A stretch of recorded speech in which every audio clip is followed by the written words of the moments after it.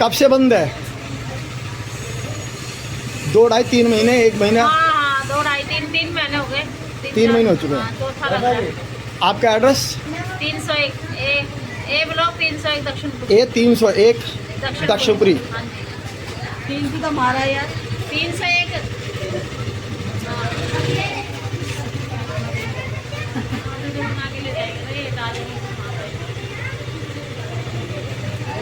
मेरे पास है दक्षिणपुरी ए ब्लॉक के स्थानीय बच्चे, इनसे बात करते सीएम वाईफाई की स्थिति क्या है।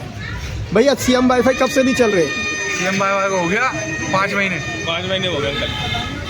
4-5 महीने आपका जल्दी चलवा दो अंकल, नेट नहीं चलता हमारा। ये लड़का तो भी नहीं देख पा रहा। सच तो यही रहे, हंस रहे हो तो ये हंसी आ रही है माना, पर सीएम वाईफाई तो बंद है ना? बंद है बिल्कुल, सही में बंद है। वाईफाई हो गया 5-6 महीने चल नहीं पा रहा। 4-5 महीने आपका अंदाज है? एक्यूरेट डेट याद नहीं है? हाँ। अंदाज ये है कि 4-5 महीने हो गए। इलेक्शन के पहले से बंद है और इलेक्शन से पहले से बंद पड़े हैं, चल नहीं रहे। देख लूंगा, करवा दो। ठीक। बेटा आपका नाम? मेरा नाम रवि। आपका? गैंगस्टर वाला नाम आपका? बिल्लू सांडा। भैया रोहित। रोहित, यही ए ब्लॉक में ही रहते हो? हाँ अंकल। बात सही कही। मेरे साथ है कांग्रेस के दिग्गज नेता भाई जयप्रकाश जी, जो कि अंबेडकर नगर में किसी भी अपने परिचय के मोहताज नहीं है। यहाँ की सारी जनता जानती है कि वो उनके लिए उल्लेखनीय कार्यों में किस तरह से बढ़ चढ़ कर हिस्सा लेते हैं। आज एक ऐसा मुद्दा है जिस पे कि हम चर्चा करना चाहते हैं कि वो क्यों है और उसका समाधान कब तक। जयप्रकाश जी नमस्कार। भैया जी, जो दिल्ली के अंदर पूरी में वाईफाई बंद है, उसके पीछे कारण क्या है और कब तक चालू होने की उम्मीद नजर आती है? देखिए मैं आपको बताऊं, लगभग 2-2.5 महीने से ज़्यादा हो गए ये वाईफाई बंद है। और बंद का ये मतलब समझिए कि टेंडर, या तो वो नया कोई आदमी ढूंढ रहे जिसको टेंडर देंगे, ये जो पुराना है उसको टेंडर रिन्यू नहीं करना। तो ये जो मैंने जो बातें बताई ना, इसके बीच में बहुत पैसों का एक हेरफेर है। आप समझना मेरी बात। अगर आप ये कहना चाहते हैं कि कहीं ना कहीं लेन देन के बिल्कुल लेन देन की पीछे रुकी हुई है। नहीं, आप ये बताओ कि बच्चों के इस समय एग्जाम का समय चल रहा है और आप वाईफाई बंद कर देते हो और आप कहते हो आपको बच्चों की बहुत चिंता है। तो चिंता है इस तरीके से कि आप 2 से 2.5 महीने से ज्यादा आपने दिल्ली में वाईफाई बंद कर रखे। और ये इस विधानसभा की बात नहीं कर रहा, दिल्ली में तमाम जगह बंद है। ये पूरी दिल्ली का टेंडर कैंसिल हुआ, खत्म हुआ। एग्जैक्टली। और पूरी दिल्ली के वाईफाई बंद है। हाँ। नया टेंडर का इंतजार हो रहा है कि कब चालू होता है पता क्यों? नहीं। मैं कहना चाहता हूँ क्यों, किस लिए रोक हो रही है, क्यों रुके हुए हैं? अरे कहीं ना कहीं सीधी सी बात है, धांधलेबाजी चलेगी। और धांधलेबाजी आपको पता ही चल रही है। नहीं तो सत्येंद्र जैन क्यों जेल में, आज बताइए क्यों है जेल में? और उसके बाद भी इनका इस्तीफा नहीं लिया जा रहा। कितना? और वो तो ईमानदार सरकार बताते अपने आप को। कितना समय हो चुका उन्हें अरेस्ट किए? वो तो मैं आपसे पूछना चाहता हूँ ना, कितना समय हो चुका है? और अपने आप को ईमानदार सरकार बोलते हैं। आज इनका स्वास्थ्य मंत्री जेल में है और अपने आप को ईमानदार सरकार बता रहे हैं। और अब तक तो इनको इस्तीफा ले लेना चाहिए। कहाँ रुकी हुई है बात? जयप्रकाश जी, वाईफाई ही बंद नहीं है। आपकी जानकारी में ना हो तो मैं बता दूं, अक्टूबर माह से राशन की भी टाइम से वितरण व्यवस्था फेल हुई, वो नहीं चली। आपको जानकारी नहीं है? बिल्कुल। मैं धन्यवाद कहना चाह रहा हूँ, आपने अच्छा पॉइंट बताया। राशन में भी ऐसे ही हो रहा है। मैं और कितनी बातें बताऊं आपको, राशन में ऐसा हो रहा है। बसों की सर्विस देखिए आप, बसों की सर्विस देख के हैरान हो जाओगे आप। बसों की हालत खस्ता हो चुकी है। बसें रुकती नहीं है। जहाँ महिला 5-6 महिलाएं जब स्टैंड पे खड़ी होती है तो वहाँ बसें रुकती नहीं है। क्यों नहीं रुकती? जयप्रकाश जी, अभी जो दिल्ली सरकार राशन प्रोवाइड कराती थी वो उन्होंने वापस कर लिया है। जो नेशनल फूड सिक्योरिटी एक्ट है उसके तहत केंद्र सरकार वाला ही राशन उपभोक्ताओं को मिल पा रहा है। जो राशन कार्ड होल्डर है बाकियों को नहीं मिल रहा। दिल्ली सरकार ने अगर मुनाफे में है तो वो उन्हें राशन जो देना था वो क्यों बंद कर दिया? देखिए मैं आपको एक बात बता दूं, दिल्ली में दिल्ली की जनता का पैसे का अगर किसी तरीके से अगर मैं कहूँ, ये मैं इनको तो बोलूँगा ये अच्छा यूज कर रहे हैं। मतलब इसको पैसे को कहाँ अपने प्रचार में लगाना है, कहाँ किसको देना है, इस तरीके से काम कर रहे हैं आप। नहीं तो मुझको ये बताइए, प्रचार में प्रसार में कितना पैसा खर्चा होता है? आपने कभी अंदाजा लगाया? आप देखिए पार्कों की हालत कितनी बदतर हो रही है, क्या काम हो रहा है, स्कूलों में हालत कितनी खराब हो रही है। अरे स्कूलों के गार्डों के पैसे नहीं दिए जा रहे, मोहल्ला क्लिनिक के पैसे नहीं दिए जा रहे, और तो और ये सिविल डिफेंस वालों के पैसे नहीं दिए जा रहे। ऐसे सरकार चला रही है। आप गलत कह रहे हो। अम्बेडकर नगर के तो मैं पार्कों की स्थिति नहीं जानता, मैं कुछ बिहार और साकेत के पार्क तो काफी चमचमाते नजर आप नहीं जानते हैं, मैं आपको बता देना चाहता हूँ। आज इनके निगम पास जीते हुए हैं, इनके विधायक हैं। अगर आप देखिए ना, चेक कराइए अम्बेडकर नगर की हालत, तमाम देखिए आप, पार्कों की हालत देखिए आप। और सुनो, मजे की बात और बताता हूँ आपको, इसके अलावा स्वास्थ्य की हालत देखो आप। अम्बेडकर हॉस्पिटल बना हुआ है, आप देखिए क्या हो रहा है वो हॉस्पिटल, किस लिए नहीं है, क्यों आप देखिए ना किस लिए बनाया हुआ है, क्या हो रहा है उसके अंदर। अरे उस बिल्डिंग का कितना उद्घाटन किया था, आपको पता होना चाहिए, कांग्रेस के कार्यकाल में, मगर उन्होंने पत्थर वहां हटा के अपना पत्थर लगा दिया। इस तरीके से ओछी राजनीति करते हैं। डीटीसी के जो पेंशनर हैं उनका मेरे पास मैसेज आ रहा है। मैंने 2 महीने पहले न्यूज ब्रेक की थी कि डीटीसी के पेंशनरों को पेंशन नहीं आ रही है, उसके बाद में कुछ पेंशन आई और फरवरी से फिर रुक गई है उनकी। भैया दिल्ली में ये आपने जो बताया ना, उन पेंशनों के अलावा, डीटीसी पेंशनों के अलावा भी और कितनी पेंशन है जो नहीं दे पा रहे, और घाटे में आप कह रहे प्रॉफिट में, तो कहाँ प्रॉफिट में। आप पेंशन टाइम से नहीं दे रहे, लोगों की सैलरी टाइम से नहीं दे रहे, तो कर क्या रहे हो, पैसे को कहाँ लगा रहे हो। आप कहते हो मैं गाड़ी नहीं लूंगा, मैं बंगला नहीं लूंगा, उसके बाद सब्सिडी दे दो। अरे आप ऐसे राजनीति करोगे। आप कहते हो कि सिक्योरिटी इनको सिक्योरिटी मिलती है, सिक्योरिटी तो आम जनता को मिलनी चाहिए। अरे आम जनता की सिक्योरिटी तो आपने छीन ली, आखिर आप कर क्या रहे हो। मैं ये पूछ रहा था, जैसे कि पेंशनरों को पेंशन नहीं मिलती, सिविल डिफेंस की तनख्वाहें लेट हो रही हैं, चाहे स्कूलों के गार्डों की तनख्वाह हो, अगर सरकार मुनाफे में है तो समयबद्ध तरीके से इनको ये व्यवस्था क्यों नहीं समझ। सिर्फ मैं क्या कह रहा हूँ, प्रचार कर रही है। क्यों, हकीकत क्या है? हकीकत में इनके 23 दिनों में खत्म है, और दिल्ली की जनता बताएगी। अभी वेट करो आप, दिल्ली की जनता ने इनको विश्वास जताया है कि आप हमेशा एमसीडी की बातें करते हो। एमसीडी में अगर हमारी सरकारों को समस्या करेंगे, कूड़े के पहाड़ हटाकर ये सरकार सत्ता में आए। मैं आपको बता रहा हूँ, दिल्ली अम्बेडकर नगर में, और एरिया की नहीं बात करता, अम्बेडकर नगर में देवली के अंदर ये जो कूड़ेदान है, कूड़ेदान को चेंज कर दिया इन्होंने। अरे अमूल मिल्क बूथ स्कीम के नाम से चेंज कर दिया। अरे कूड़े की हालत देखो आप, कहाँ कूड़ा सुबह उठता है, लोग अपने तरीके से कूड़ा सुबह भी फेंक सकते हैं, दोपहर में फेंक सकते हैं, इन्होंने खत्ते बंद कर दिए भैया। ये तो कूड़े के पहाड़ हटाने से आए थे सर सत्ता में, ये हो क्या रहा है। और जनता, दिल्ली की जनता माफ नहीं करेगी। जितने लाड़ प्यार से इनको बिठाया है, उतने लाड़ प्यार से कान पकड़ के नीचे भी उतारेगी। आप वेट करो। अरे 8 साल के अंदर क्या काम हुआ है, मैं आपसे पूछना चाहता हूँ। क्या आप ये कहना चाहते हैं कि सरकार घाटे में है? सिर्फ बिल्कुल, अरे घाटे में है, पैसा इन्होंने गमन कर दिया। मैं बता रहा हूँ आपको, जो नई सरकार आएगी वो व्यवस्था कैसे संभालेगी? व्यवस्था मैं क्या कह रहा हूँ, इनसे पहले दिल्ली एक आधुनिक तरीके से चली है, बनी है। और आदरणीय स्वर्गीय श्रीमती शीला दीक्षित जी के कार्यकाल में देखिए आप, दिल्ली में कितना काम हुआ 15 सालों के अंदर। और आप इन 8 सालों में बताइए क्या हुआ है। क्या नया फ्लाईओवर बनाया है, नया कॉलेज बनाया, नया स्कूल बनाया, क्या बनाया है उन स्कूलों के अंदर? ये पेंट वेंट लगा के है, नया क्या बनाया मुझको बताइए आप। अरे सड़कें देखिए आप, इनके अंदर ये बताते हमारे हाथ में ये नहीं है, कभी दूसरों पे डाल देते बातें। अरे सड़कें तक तो ये संभाली नहीं जा रही। तो आप ये कहना चाहते हैं ना तो इनसे सड़कें बन रही है, ना ही रोड मेंटेन हो रहे, ना बिल्कुल जो सीवर जाम की समस्या वो भी हल नहीं कर पाते। मैं आपको क्या आपको अम्बेडकर नगर में पानी साफ मिल पाता है? देखिए सुनिए, देखिए मैं पानी की भी आपको बताऊँ, पानी कभी ठीक आता है, कभी नहीं आता, ऐसी भी हालत होती है।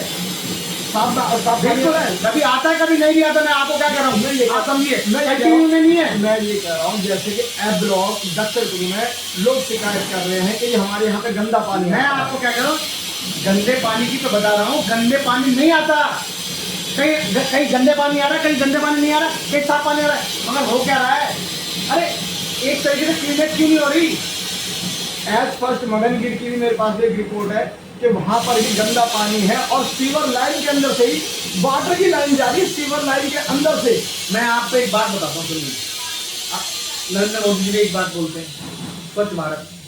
आपने देखा इन स्वच्छ भारत का एक तरीका बताता हूँ कि इन्होंने स्वच्छ भारत के नाम से जो टॉयलेट बने हुए जगह जगह नहीं बने हुए, एक आध जगह जहाँ बने हुए वहाँ उन्होंने अपना प्रचार करा हुआ है।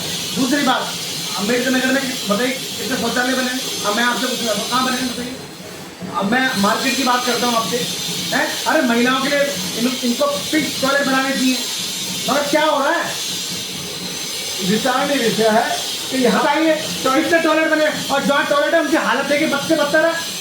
जेंट्स टॉयलेट तो देखने को मिल जाता है, महिलाओं के लिए क्या टॉयलेट है बताइए? बहुत कम है। फिर मैं आपको कह रहा कि प्रचार में पैसा लगा रहे हैं सारा, तो और आज दिल्ली में लाखों करोड़ों दिल्ली की जनता का पैसा प्रचार में यूज कर रहे हैं। तो जयप्रकाश जी, जैसे बाई चांस कांग्रेस दावेदार है सरकार की, अगर बाई चांस कांग्रेस की सरकार बनती है तो जो आज आर्थिक स्थितियां उत्पन्न हो चुकी है, दिल्ली सरकार पे जो डबल आर्थिक स्थिति है उसको कैसे मैनेज करेंगे? लेकिन मैं आपसे एक बात बता रहा हूँ, आपने बहुत अच्छा क्वेश्चन पूछा है। देखिए इनके आने से पहले चाहे दिल्ली में हो चाहे सेंटर में हो और चाहे देश की मैं बात कर रहा हूँ, कांग्रेस ने देश को बनाया है। ये मुझको बताइए क्या योगदान है इनका? आज़ादी से लेकर अब तक आज़ाद भारत के अंदर क्या किया है इन्होंने? और अब मैं आपसे पूछना चाहता हूँ, ये देश आज़ाद किसने कराया है? देश की आजादी में सभी लोगों का हिस्सा रहा, चाहे वो मार्क्सवादी कम्युनिस्ट पार्टी के लोग रहे हो, कांग्रेस के रहे हो, मगर मेन रोड प्ले किसने किया है मुझको? हाँ, कांग्रेस कमांड कर रही थी। फिर बताइए ना, हमारे आदरणीय जवाहरलाल नेहरू जी आधुनिक, आप समझिए वो थे आधुनिक, उन्होंने देश को बनाया है। और जो शुरुआत हो गए उनको वैसी आर्थिक स्थिति को झेलते हुए देश का जो विकास हो सकता था किया है। और मानते हो ना? अरे बच्चा मानता है, मगर आज देखिए आज हिंदू मुस्लिम झगड़ा रहेगा। जयप्रकाश जी, मैं ये कहना चाहता हूँ, किसी भी प्रधानमंत्री के कार्यकाल को हम ये नहीं कह सकते कि उसने विकास नहीं किया। जो क्षमताएं थी, जो योग्यताएं थी, जो साधन थे, उनके अनुसार उसने मैं आपको किस कार्यकाल की बात करता हूँ? आप मुझको बताइए 8 साल में क्या हुआ बताइए। मैं नरेंद्र मोदी जी की बधाई दूँ अगर आप बात करें तो।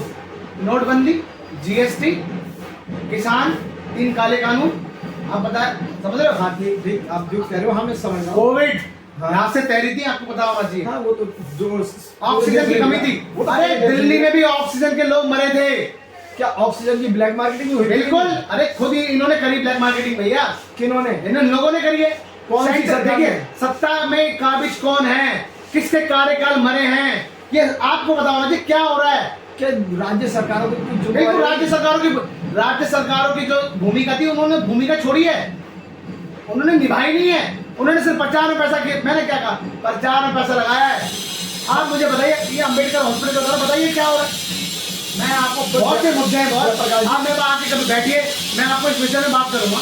जयप्रकाश जी, जो नेशनल फूड सिक्योरिटी एक्ट 2014 के आसपास में जब बनाया गया था, उसके तहत जो आज गरीबों को राशन मिलता है वो कांग्रेस के टाइम का बनाया हुआ है। एक कानून और बनाया था उन्होंने जाते जाते रहरी पटरी हॉकर्स वालों के लिए। जो रहरी पटरी वालों का जो उजारीकरण हो रहा है उसके बारे में आप क्या कहना चाहेंगे? बिल्कुल, आप देखिए ना, धन्यवाद आपको कि आपको कितनी बातें हैं। यही मैं कहना चाहता हूँ कि देश में आज पटरी वाला भी सुरक्षित नहीं है, उनसे भी उगाई कर रहे हैं ये लोग। अरे ये अपना जेबें भर रहे हैं, हर जगह से जेबें भर रहे हैं। मैं बता दूं आपको, नहीं आप मुझे बताइए कितनी चावल इन्होंने बनाई अब? मैं ये पूछना चाहता था, जैसे कि अभी डुसूक के अंतर्गत एक मामला चल रहा है जिसको कि 1 हफ्ते का ही नोटिस मिला है। वो लगभग 50 साल से पहले पटरी पे या अपनी झुग्गी के आगे रख के सामान बेचते थे और आज उनके जगह पर उन्हें ये कह दिया गया कि ना तो ये झुग्गी में गिनती हो रहे हैं, ना ये दुकान में गिनती हो रहे कि भाई रहरी पटरी की भी दुकान है तो 6x4 के खड़े 30 साल से अधिक कोई पटरी वाला लगाता है तो उसे हॉकर्स लाइसेंस या तहसीलदारी का हकदार हो जाता है। ना तो उन्हें ऐसी कोई सुविधा दी जा रही है और ना ही उनको कोई छोटी सी भी दुकान या 2-4 फुट की भी दुकान बनाने से इनकार किया जा रहा है। कांग्रेस उसके बारे में क्या चर्चा करेगी? देखिए मैं आपको बता देता हूँ, इन्होंने बड़ी बड़ी बातें करी, जहाँ जोगी वहाँ मकान, है ना, जहाँ दुकान, अब उनकी दुकानें ही तोड़ी जा रही है। सर इनको वोट चाहिए तो वोट मिल गए, जीत गए, सत्ता में बैठ गए काबिज लोग, अब उनको कोई फर्क नहीं पड़ता। आप समझो मेरी बात, कोई फर्क नहीं पड़ता, सबको हटाएंगे। मैं आज आपको बता रहा हूँ ये सबको हटाएंगे, इन्हें हाँ इनको कुछ नहीं पता करना क्या है, इनके पास कोई रोड मैप योजना नहीं है, कुछ आपको नहीं लगता है, कि रोड मैप नहीं है? बिल्कुल ये बगैर दिशाहीन भटक बिल्कुल रहे हैं। दिशाहीन भटक रहे हैं, नहीं करना क्या है करते क्या है। अब जैसे कि आप मैं आपसे एक, बता रहा हूं। एक सवाल और बहुत बड़ा बनना है। मैंने कई जगहों पर देखा है कि कांग्रेस के कार्यकर्ताओं की जो कृपा सरकार की ज्यादा दिख रही है, कि ज्यादा ध्यान कांग्रेस के कार्यकर्ताओं पे दिया जा रहा है। मुझे या तो मैं जब पहुंचा तो कांग्रेस के कार्यकर्ताओं पे कृपा दिख रही थी। क्या कर जैसे कि तुगल जो मेहरौली था, वहां जब डोमिनेशन की कार्रवाई चल रही थी, उस टाइम मैं जब गया था तो वहां भी एक कांग्रेस के कार्यकर्ता पे कृपा चल रही थी। एच ब्लॉक के सामने जहां विधायक अजय दत्त जी रहते हैं, वहां भी एक कांग्रेस के जो सीनियर कार्यकर्ता थे उनके ऊपर कृपा बरसी। क्या ये कृपा सिर्फ कांग्रेस के कार्यकर्ताओं पे ही चल रही है? मैं आपको बता दूं, बिल्कुल आपने बहुत सही बात बोली है। ये सिर्फ चुन चुन के कार्य कर रहे हैं, काम कर रहे हैं, इसका तोड़ने का कार्य तोड़ने का कार्य कर रहे हैं। नहीं, इनको ये सोचना चाहिए कि ऐसा काम क्यों है। अरे और चीज़ों में काम करो ना। दिल्ली में टीचरों की वैकेंसी निकालनी है, आप क्यों नहीं निकालते इसमें? आप समझिए मेरी बात को। कितने पद स्कूलों के कितने पद आपको ये लग रहा है कि कांग्रेसी कार्यकर्ताओं के ऊपर बिल्कुल दमन हो रहा है, दबाव करके तोड़ा जा रहा है। मगर सुनो, इनसे कुछ नहीं होने वाला, जनता माफ नहीं करेगी इनको। ये सुनो, ये वो लोग हैं, जनता तो माफ नहीं करेगी। ये वो लोग हैं जो कांग्रेस के नेता क्या करेंगे? कांग्रेस के नेता क्या कांग्रेस के कार्यकर्ताओं के साथ, कांग्रेस के कार्यकर्ताओं के साथ कांग्रेस का शीर्ष नेतृत्व साथ खड़ा क्यों नहीं हो रहा है? आपने क्या, आप ये बात कैसे कह रहे हैं कि नहीं खड़ा हुआ? मुझे तो कोई नजर ही नहीं आ रहा। मैंने लोगों को सुनो, मैं आपको बता रहा हूँ, मैं परसों पहले सुनिए, मैं परसों पहले सुनिए, आप मेरी पहले मेरी सुनिए, नहीं आप नहीं आप सुनो, पहले मैं आपको एक बात मैं कांग्रेस आप पहले मेरी बात सुनिए। आईसीसी के जो राष्ट्रीय सचिव है, उन्होंने मुद्दे को टाला और ये आन बान करने लगे। मैं आपको एक बात जवाब जब ये दिया। सत्ता में आए थे, इन्होंने कहा, इन्होंने क्या किया कि आपने हमें दिल्ली में बिठाया है, आप हमें एमसीडी में बिठाएंगे। एमसीडी में बिठाया, हाँ। तोड़ना शुरू हो गए। इनको मंथलियां चाहिए, आप समझिए। मैं कांग्रेस के जो शीर्ष पहले वीडियो रिकॉर्डिंग में बताऊंगा, मेरे एविडेंस है देखिए। कि कांग्रेस के कार्यकर्ता टाला मटोरी कर रहे हैं। योगी के ऊपर तो सवाल उठाते हैं, कैंडल मार्च निकालते हैं। जब दिल्ली के कार्यकर्ताओं पर कोई अत्याचार होता है तो बात क्यों नहीं की जाती? देखिए, मैं आपको बता देता हूँ, सुनिए। दिल्ली के अगर ऐसा है तो मेरे को इस बारे में नहीं पता, मगर फिर भी मैं आपसे पूछूंगा, मुझे दिखाइए। और दूसरी बात, दिल्ली में हमारे तमाम सीनियर लीडर पूरी नजर लगाए हुए हैं कि अरविंद केजरीवाल जी क्या काम कर रहे हैं, उनकी कथनी करने में क्या कार्य है। आप समझिए, चाहे वो कांग्रेस का कार्यकर्ता हो, चाहे वो आम आदमी पार्टी का कार्यकर्ता हो, आज दुकानें सबके तोड़ रहे हैं, मकान सबके तोड़ रहे हैं। आप समझिए, क्योंकि ये अंधकार में भटक रहे हैं। अब मैं आपको बता दूं, ये सत्ता में काबिज हो गए, इनको कोई मतलब नहीं है, चाहे कार्यकर्ता कांग्रेस का हो, चाहे कार्यकर्ता आम आदमी पार्टी हो, चाहे कोई भी हो, इनको सिर्फ अपनी जेबें भरनी है। पहली बात, माफ कीजिए, पहले सुनिए। दूसरी बात मैं आपको ये और कहना चाहता हूं, आखिर निकलेगा क्या इससे? ये करने से निकलेगा क्या? मैं तोड़ दी। सुनिए, जनता को पता है कि ये दुकान, ये मकान एक कांग्रेस के कार्यकर्ता का था। उस कार्यकर्ता ने जनता के लिए कितना कार्य किया है, मैं सुनिए। आज उसकी दुकानें तोड़ी जा रही है। सेंटर में किसकी सरकार है, स्टेट में किसकी सरकार है, और एमसीडी में किसकी सरकार है? ठीक, जनता को पता है कि ये बदले की भावनाओं से राजनीति कर रहे हैं, मगर और जनता माफ नहीं करेगी। भाई साहब, मैं आपको बता दूं, और सुनिए, जिस तरीके से आप सवाल उठा रहे हैं ना, मैं आपसे पूछना चाहता हूं, यही सवाल आप इनके पास जाइए और उनसे पूछिए, आखिर आपको जो कार्य